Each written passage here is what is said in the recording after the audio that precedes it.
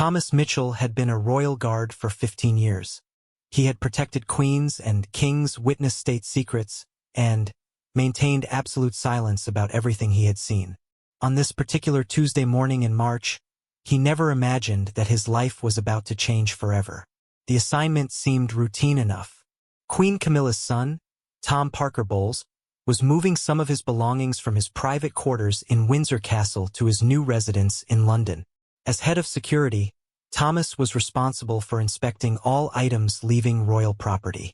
It was standard procedure, something he had done hundreds of times before. Thomas walked through the ornate corridors of Windsor Castle, his footsteps echoing against the ancient stone walls. The morning sun streamed through the tall windows, casting long shadows across the Persian carpets. He had always loved this place. There was something magical about walking where kings and queens had walked for nearly 1,000 years. Tom Parker Bowles was waiting for him in the East Wing apartment. At 48 years old, Tom was known to the public as a food writer and critic. He was Queen Camilla's son from her first marriage to Andrew Parker Bowles. Most people saw him as a harmless figure in the royal family, someone who preferred restaurants to royal duties. "Morning, Thomas," Tom said with a nervous smile. "Thank you for doing this so early. I know it's a bit of a bother." Thomas nodded professionally. "Not a problem at all, Mr. Parker Bowles. Just standard procedure." The apartment was filled with boxes and furniture covered in white sheets.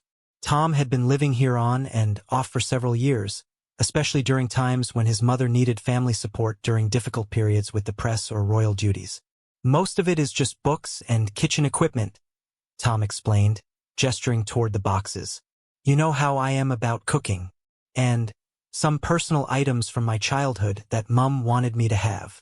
Thomas began his inspection methodically. He opened each box, checking for anything that might be considered sensitive or valuable. Most of the contents were exactly what Tom had described: cookbooks, professional kitchen tools, some family photographs, and various personal items. Then, he noticed something odd in the corner of the room. Partially hidden behind a large wardrobe was an old trunk. It looked different from everything else, older, more worn, and somehow forgotten. "What about that trunk?" Thomas asked, pointing toward the corner. Tom's expression changed instantly. The casual, friendly demeanor disappeared, replaced by something that looked almost like panic. "Oh, that old thing," Tom said, forcing a laugh that sounded hollow in the large room. "It's just some old junk from my grandmother's house. Nothing important, really." But Thomas had been trained to notice when people were lying, and every instinct he had developed over 15 years of security work was now screaming that Tom was not telling the truth. The way his eyes shifted, the sudden tension in his shoulders, the slight tremor in his voice, these were all signs that Thomas had learned to recognize. "I still need to check it, sir," Thomas said politely but firmly. "Standard procedure applies to everything." Tom hesitated for a moment that seemed to stretch forever. "Of course," he finally said. "I understand completely." The trunk was made of dark wood with brass corners and hinges that had turned green with age. It looked like something from the Victorian era, the kind of trunk that wealthy families used for long voyages or storing precious family heirlooms. There was a small brass nameplate on the top, but it was so tarnished that Thomas couldn't make out the words. As Thomas approached the trunk, he noticed that Tom had moved to the window and was staring out at the castle grounds. His hands were clasped behind his back, and there was a tension in his posture that hadn't been there before. The trunk was locked, but it was an old-fashioned lock that looked like it hadn't been opened in decades. Thomas examined it carefully. He could have asked Tom for the key, but something told him that Tom might not have one, or might not want to provide it. "Do you have the key for this?" Thomas asked. "I'm afraid not," Tom replied without turning around. "Like I said, it's been closed for years. Probably just old photographs and letters. Nothing of any real value."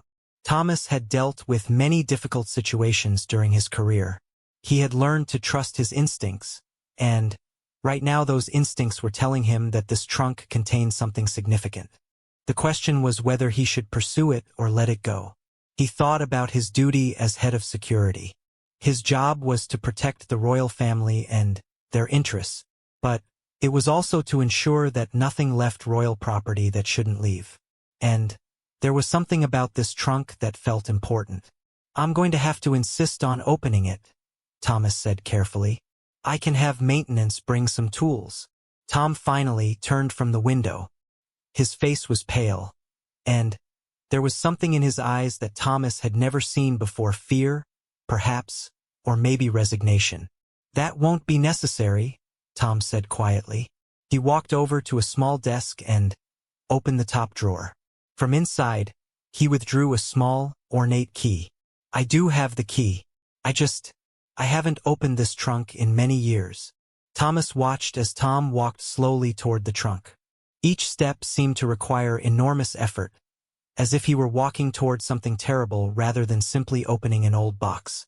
"Perhaps," Tom said, stopping just before the trunk, "we could do this privately? What I mean is, perhaps you could inspect the contents first, and then we could discuss what to do with them." This request immediately raised more red flags for Thomas. In 15 years of security work, no one had ever asked him to inspect something privately before deciding what to do with it. The royal family was always completely transparent with security procedures. "I'm afraid I can't do that, sir," Thomas said. "All inspections must be properly documented and witnessed." Tom nodded slowly, as if he had expected this answer. "Of course, I understand." He knelt down beside the trunk and inserted the key into the lock. It turned with a grinding sound that suggested it hadn't been used in many years. For a moment, he paused with his hand on the lid.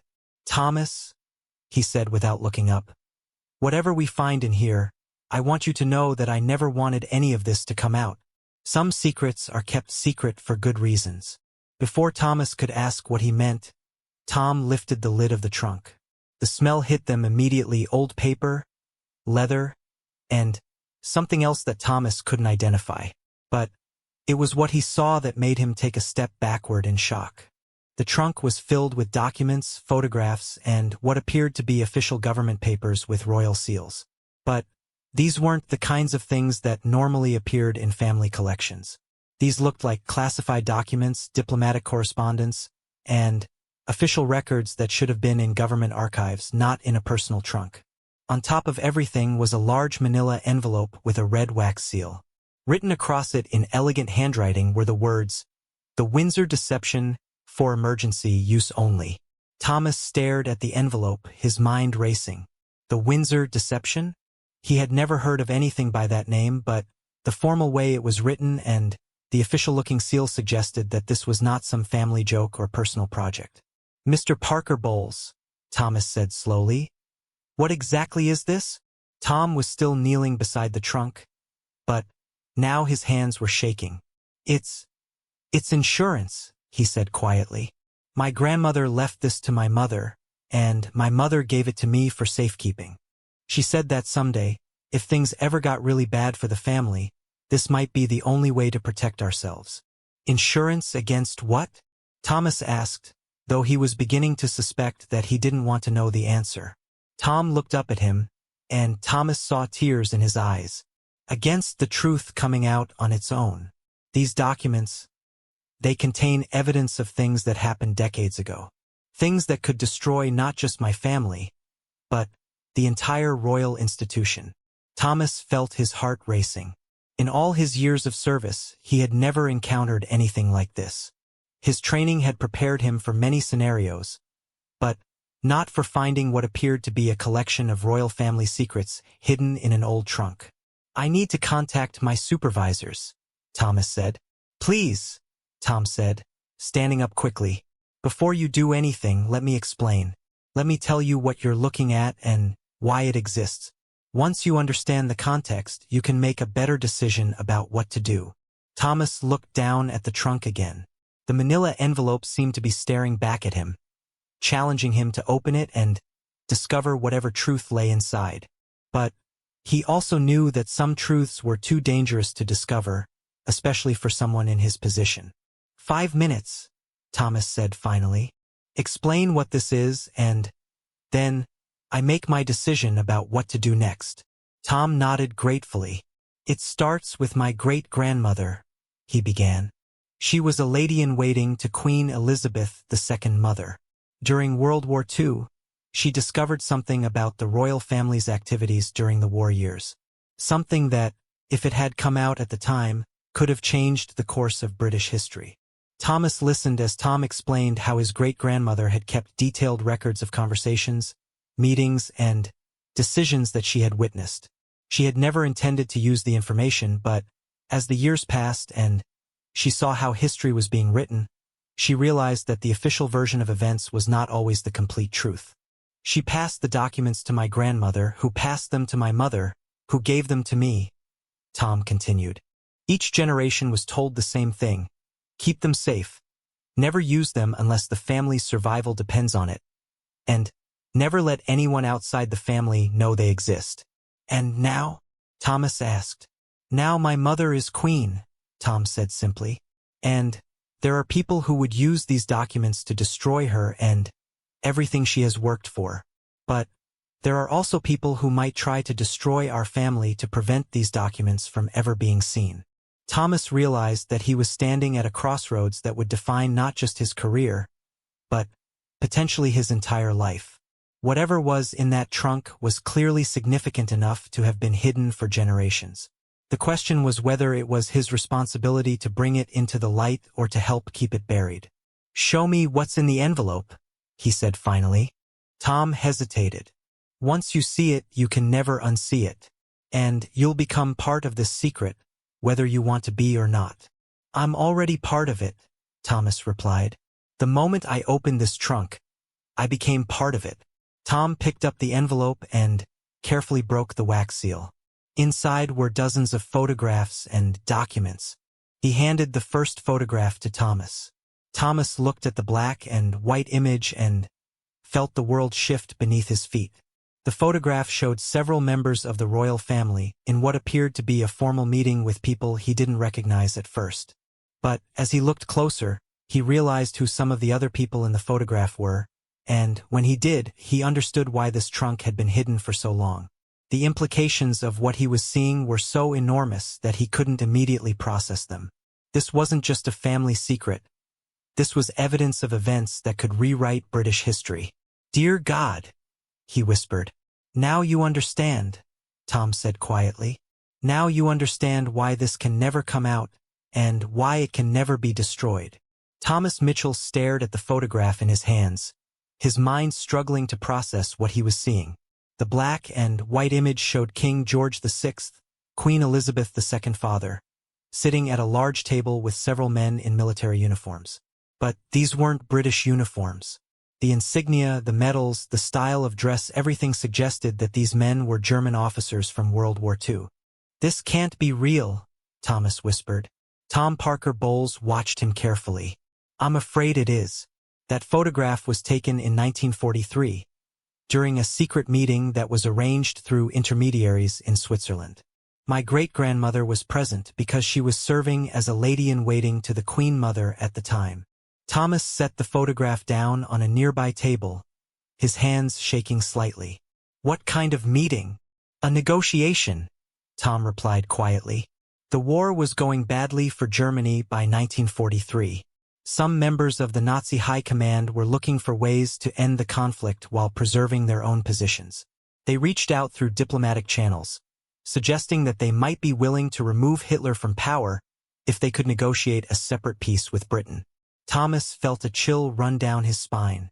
And the royal family was involved in these discussions? "Not officially," Tom explained. "The government knew nothing about it. Winston Churchill would never have approved.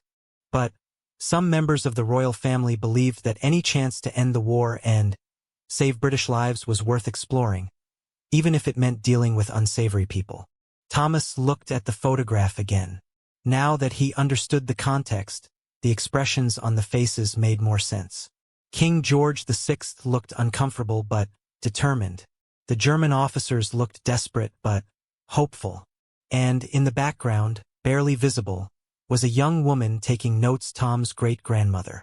"What happened?" Thomas asked. "Nothing," Tom said. The negotiations collapsed when it became clear that the Germans couldn't guarantee Hitler's removal. The royal family realized that any deal with the Nazis would be morally impossible and politically disastrous. But my great-grandmother kept the records of the meetings, including photographs and copies of documents that were discussed. Thomas picked up another photograph from the envelope. This one showed the same group of people, but now they were examining what appeared to be maps and documents spread across the table. One of the German officers was pointing to something on a map while King George VI leaned forward to look. "There are more than 20 photographs," Tom continued, "and detailed notes about every conversation. My great-grandmother was an excellent stenographer, and she recorded everything she heard." "Why did she keep all this?" Thomas asked. Tom sat down heavily in a nearby chair. She was young and idealistic at the time. She believed that history should be recorded accurately, even the parts that people would rather forget. She never intended to use the information to harm anyone. But as the years passed and she saw how the war was being remembered, she realized that these documents represented a different version of events than what was being told publicly. Thomas continued looking through the contents of the envelope. There were copies of letters, meeting minutes, and what appeared to be diplomatic correspondence. Some of the documents bore official royal seals, while others had German government markings. One document in particular caught his attention. It was a letter written on royal letterhead, dated July 1943. The handwriting was elegant and formal, clearly from someone of high social standing. As Thomas read it, he realized it was a personal communication from King George VI to his wife, describing his thoughts about the secret negotiations. The letter revealed the king's deep internal conflict about the meetings. He wrote about his duty to explore every possible avenue to end the war, but also about his growing conviction that dealing with the Nazis was morally wrong, regardless of the potential benefits. The letter showed a man wrestling with an impossible decision, trying to balance his responsibility to his country with his moral principles. "This letter," Thomas said, holding it up, "it shows that the king was trying to do the right thing." "Exactly," Tom agreed. "That's why these documents are so important. They don't show the royal family collaborating with the enemy. They show them trying desperately to find a way to end a war that was killing thousands of British soldiers every month. But they also show that when they realized the moral cost of such negotiations, they walked away." Thomas set the letter down and picked up another document. This one was even more shocking. It appeared to be a draft of a speech that was never delivered, written in King George VI's own hand. The speech outlined a potential announcement to the British people about a negotiated end to the war. Reading the speech, Thomas could see how it might have been received by the public. It talked about the need to save British lives and the possibility of peace without total victory. But it also made references to difficult compromises and temporary accommodations that would have been necessary to achieve such a peace. "If this speech had ever been delivered," Thomas said slowly, "it would have destroyed the royal family's reputation." "Absolutely," Tom confirmed. "And that's exactly why it was never delivered. The king wrote it as an exercise, trying to think through how such an announcement might be made. But when he read it back to himself, he realized that no words could make such a policy acceptable to the British people." Thomas continued examining the documents. There were detailed notes about the personalities of the German negotiators, assessments of their sincerity, and their actual ability to influence events in Germany. There were maps showing proposed new borders for post-war Europe. There were financial documents outlining potential war reparations and economic arrangements. But perhaps most shocking of all were the personal documents. Letters between family members discussing the negotiations. Private diaries recording thoughts and doubts about the process. Personal photographs showing informal moments during the meetings. One photograph showed King George VI and one of the German officers standing together on what appeared to be a balcony, both men smoking cigarettes and talking quietly. The intimacy of the moment was startling. These were not just political leaders conducting formal negotiations, but human beings trying to find a way out of a terrible situation. "The public would never understand this," Thomas said. looking at the photograph. That's exactly the problem, Tom replied. Context doesn't matter in politics. People would see these images and assume the worst. They would think the royal family was secretly supporting the Nazis or trying to make a deal that would benefit Germany. They wouldn't understand the moral complexity of the situation. Thomas found another document that made him pause. It was a report written by Tom's great-grandmother, summarizing her observations of the meetings. Her writing was clear and detailed, but what struck Thomas was her obvious admiration for King George VI's handling of the situation. She wrote about watching the king struggle with the decisions he was facing.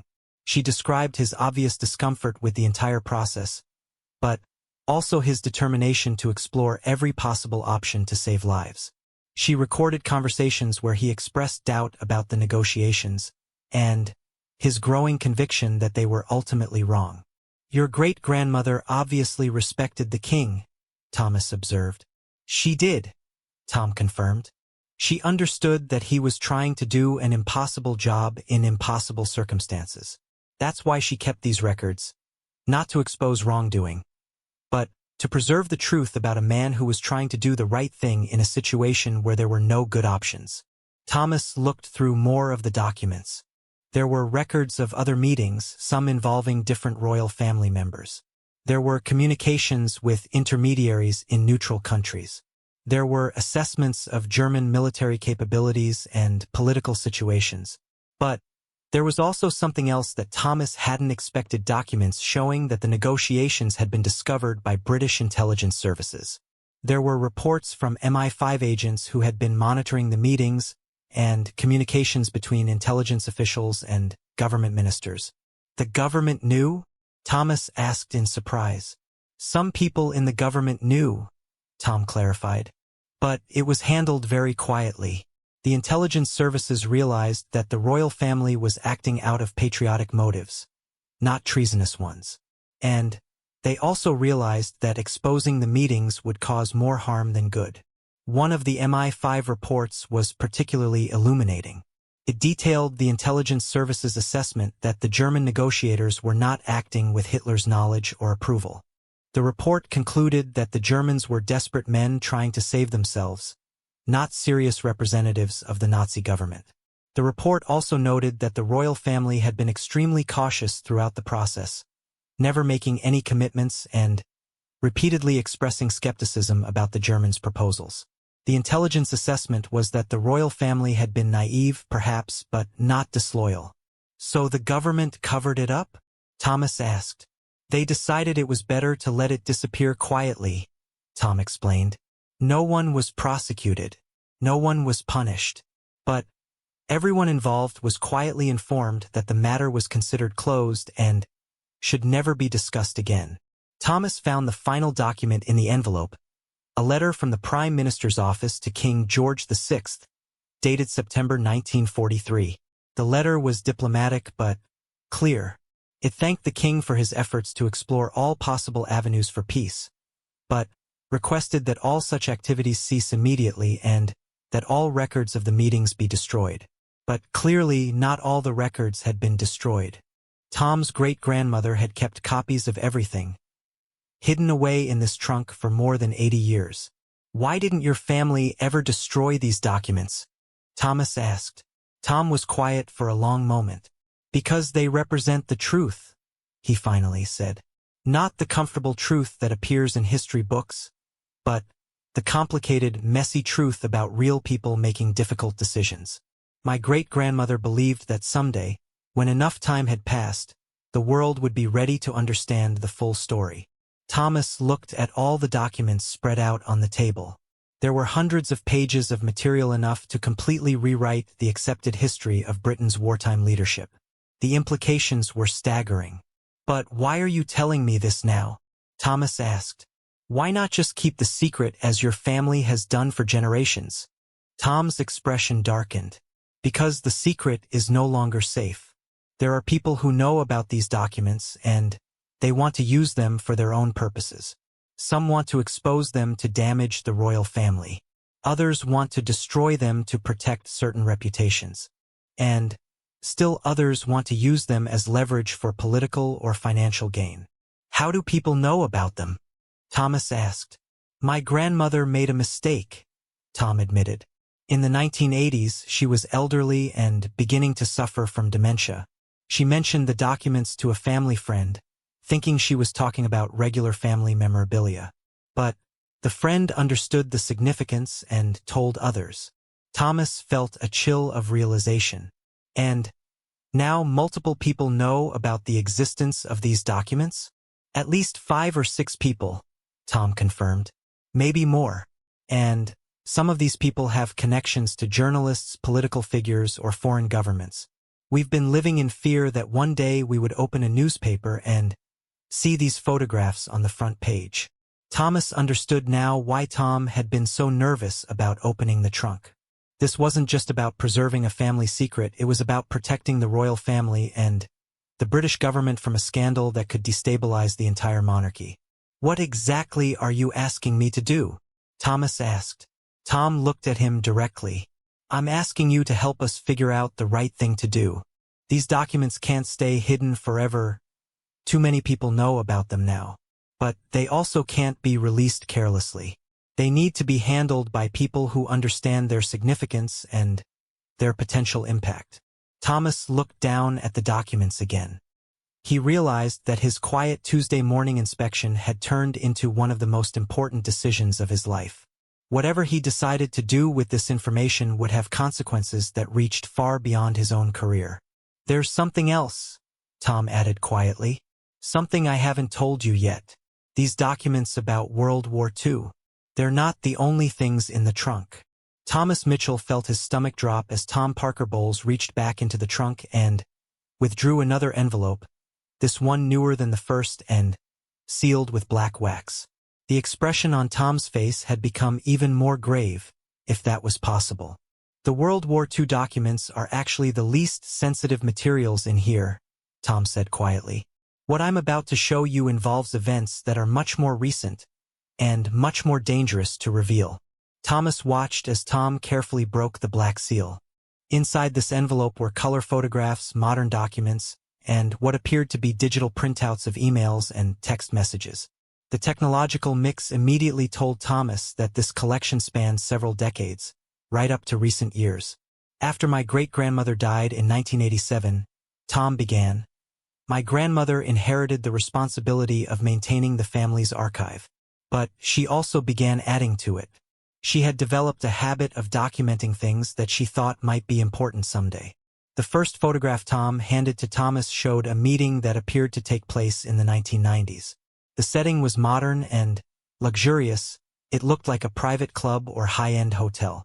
Around a large table sat several people in expensive suits, and Thomas immediately recognized one of them as a younger version of Prince Charles, now King Charles III. What is this meeting about? Thomas asked, studying the other faces in the photograph. Arms deals, Tom said simply. In the 1990s, there were several controversial weapons sales to countries in the Middle East. Officially, the royal family had nothing to do with these transactions. But unofficially, there were diplomatic pressures and personal relationships that influenced how the deals were structured. Thomas examined the photograph more closely. The other men at the table looked like business executives or government officials. Their body language suggested serious negotiation, and there were documents spread across the table that appeared to be contracts or agreements. Prince Charles was involved in arms sales? Thomas asked, hardly believing what he was hearing. Not directly, Tom clarified, but his diplomatic relationships with several Middle Eastern leaders were used to smooth the way for certain transactions. He would meet with foreign dignitaries and discuss various topics, including economic cooperation. These conversations would then be reported back to arms manufacturers, who used the information to structure their sales approaches. Thomas found this difficult to process. The idea that members of the royal family might be indirectly involved in weapons sales was shocking enough, but the existence of photographic evidence made it almost impossible to dismiss.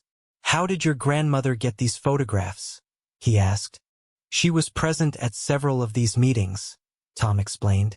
As Prince Charles's relationship with my mother developed, My grandmother often served as a chaperone or companion for my mother at various royal events. She had a small camera and a talent for being invisible in social situations. Thomas looked at more of the photographs. They showed what appeared to be a series of meetings over several years, always with Prince Charles and various groups of businessmen or officials. The settings changed, sometimes formal government buildings, sometimes private estates, sometimes luxury hotels in foreign countries. One photograph particularly disturbed Thomas. It showed Prince Charles shaking hands with a man whose face Thomas recognized from intelligence briefings. The man was a known arms dealer who had been investigated by multiple governments for selling weapons to questionable regimes. "This man," Thomas said, pointing to the figure, "he was investigated for war crimes." "Yes," Tom acknowledged, "and that photograph was taken 6 months before the investigation began. My grandmother thought it was just a diplomatic meeting at the time. But when the man's activities became public knowledge, she realized the significance of what she had documented." Thomas continued looking through the photographs, and the pattern became clear. Over a period of several years in the 1990s, Prince Charles had maintained relationships with a network of arms dealers, foreign officials, and business executives who were all connected to controversial weapons sales. But then Tom handed him something that made all the photographs pale in comparison. A folder filled with copies of letters written by Prince Charles himself. "These are copies of personal correspondence," Tom explained. "My grandmother had access to them because my mother was beginning to handle some of Prince Charles's personal affairs during this period." Thomas opened the folder and began reading. The letters were written in Prince Charles's distinctive handwriting, addressed to various foreign leaders and business associates. The content was diplomatic and carefully worded, but the implications were clear. In one letter, Prince Charles thanked a Middle Eastern ruler for his continued friendship and cooperation in matters of mutual interest. The letter went on to mention recent business developments and expressed hope for expanded collaboration in the future. Another letter was more specific. Prince Charles wrote to a defense contractor, acknowledging receipt of a generous contribution to one of his charitable foundations and expressing appreciation for the company's commitment to British interests abroad. "These letters," Thomas said slowly, "they suggest a pattern of exchanging favors." "That's how my grandmother interpreted them," Tom confirmed. She began to realize that there was an informal system where Prince Charles would use his diplomatic access to gather information and influence that would benefit certain business interests, and in return, those interests would support his charitable work and personal projects. Thomas found another document that shocked him even more. It was a bank statement from one of Prince Charles's charitable foundations, showing a series of large donations from companies that were known arms manufacturers. The amounts were substantial, hundreds of thousands of pounds transferred over several years. "This could be seen as evidence of corruption," Thomas said. "That's exactly why my grandmother kept copies of everything," Tom replied. She was worried that someday these relationships might become public in a way that would damage not just Prince Charles, but the entire royal family. But the documents from the 1990s were not the end of the collection. Tom reached into the trunk again and withdrew a folder that was clearly much more recent. The documents inside were printed emails, text message transcripts, and photographs taken with digital cameras. "These are from the last 10 years, Tom explained. "After my mother became Queen Camila, my grandmother felt it was important to continue documenting things that might be significant. She was elderly, but she still had access to information through family connections." The first document Thomas looked at was an email printout dated just 3 years earlier. It was correspondence between Queen Camila and a private secretary, discussing arrangements for a meeting with representatives from a pharmaceutical company. The email was routine in tone, but its content was explosive. Queen Camila was arranging a private meeting to discuss the company's concerns about pending government regulations that would affect their profits. The meeting was being scheduled during a period when Parliament was debating new laws about drug pricing. Queen Camila was lobbying for pharmaceutical companies? Thomas asked in disbelief. "Not officially," Tom said, "but She was using her position to provide access and influence that these companies couldn't get through normal political channels. The companies would make substantial donations to her charitable causes, and, in return, she would arrange meetings with government officials and provide informal advocacy for their positions. Thomas looked through more of the recent documents. There were records of similar arrangements with energy companies, financial institutions, and foreign governments. The pattern was consistent charitable donations in exchange for access and influence. One document that particularly disturbed Thomas was a transcript of a phone conversation between Queen Camilla and a government minister. The conversation had somehow been recorded, and it showed Queen Camilla explicitly asking the minister to delay certain regulatory actions that would affect companies that had donated to her foundations. How was this conversation recorded? Thomas asked. Tom looked uncomfortable. My grandmother had developed some paranoid tendencies in her final years. She was convinced that the family was being watched and that eventually someone would try to use information against us. She began recording conversations that she thought might be important. She recorded private conversations involving the Queen? Thomas asked, appalled. She recorded conversations that she was present for, or that she could overhear from adjacent rooms, Tom clarified.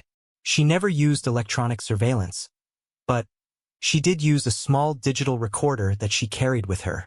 Thomas realized that he was looking at evidence of what could be considered systematic corruption at the highest levels of the British government.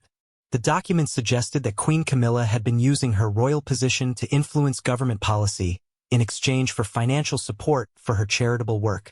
But there was still more. Tom reached back into the trunk one final time and withdrew a small digital storage device. This contains copies of everything, he said. But it also contains additional materials that my grandmother collected in the months before she died last year. She had become convinced that there were people planning to expose some of this information, and she wanted to gather as much evidence as possible to protect the family. Thomas took the storage device, feeling its weight in his palm. Such a small object, but containing information that could destroy the British monarchy. What kind of additional materials? He asked. Financial records showing the full extent of the charitable donations and their timing relative to government decisions, Tom explained. Communications between Queen Camilla and foreign governments about trade deals and diplomatic arrangements.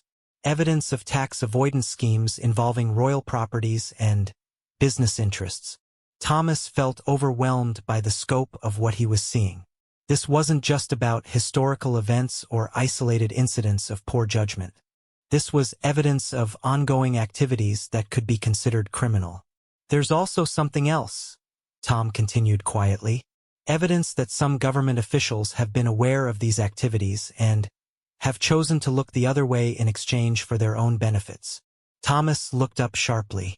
Government officials are involved?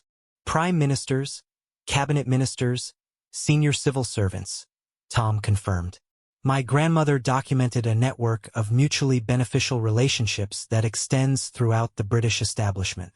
Everyone involved has been protecting everyone else. Thomas realized that what he had discovered was not just a royal scandal, but evidence of systemic corruption that could bring down the entire British government. The implications were so vast that he couldn't immediately grasp them all. Why are you showing me this? What if everything you thought you knew about the royal family was wrong? What if behind the golden gates and perfect smiles, there were secrets so shocking they could bring down a monarchy? On a quiet Tuesday morning in Windsor Castle, a routine security check would uncover something so extraordinary that it would change the course of British history forever. When Senior Royal Guard Thomas Mitchell was assigned to inspect the personal belongings of Queen Camilla's son, Tom Parker Bowles, he expected nothing more than the usual collection of expensive clothes and personal items. But what he found inside an old, dusty trunk would leave him trembling, questioning everything he believed about duty, loyalty, and the very foundation of the crown he had sworn to protect. This is not just another royal scandal. This is the story of a discovery so powerful that it threatened to expose centuries of hidden truths, family secrets that could destroy reputations, and evidence of events that the palace had spent decades trying to bury. Are you ready to learn what really happened that day? Are you prepared for a truth so shocking that it will forever change how you see the British royal family? The story you're about to read is based on real events, real people, and real consequences that continue to ripple through the highest levels of British society today.